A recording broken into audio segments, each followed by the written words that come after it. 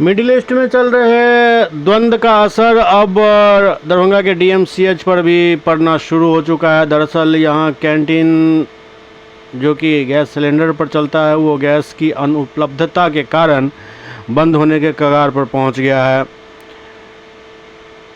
अब सरकार को इस पर जल्द से जल्द ध्यान देने की ज़रूरत है ताकि मरीजों को मिलने वाला खाना समय से मिलता रहे।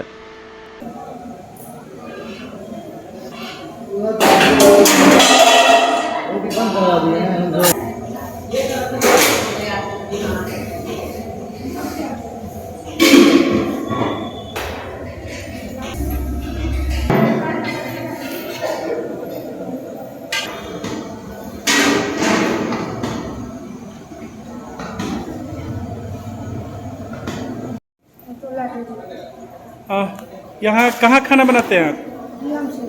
डीएमसीएच में। गैस का भी क्राइसिस चल रहा है, कैसे खाना बना रहे हैं आप लोग? अभी गैस अवेलेबल है आपके यहाँ? और अब नहीं है, फिर आज ही भर खाना बनेगा, फिर आगे गैस देगा तब ना बनेगा।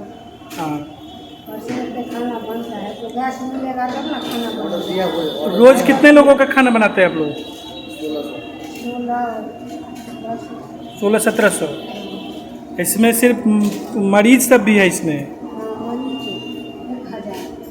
और फिर बाकी स्टाफ सब। कितना दिन से खाना बना रहे हैं यहाँ? 3 साल से। क्या नाम हुआ? अनमोला देवी, समतोला देवी। नाम हुआ? रेखा देवी। कहाँ काम करते हैं? डीएमसीएच। क्या करते हैं? खाना बनाते हैं। पेशेंट के लिए। कितने लोगों का रोज खाना बनता है? 1700 आदमी। अभी गैस का क्राइसिस है, क्या? बहुत परेशानी है। कल तक है गैस, कल तक हो जाएगा। कल से तक हो। फिर क्या इसकी सूचना आप किनको दिए हैं? सर को बोले हैं? तो अभी कैसे बना रहे हैं आप लोग गैस पे?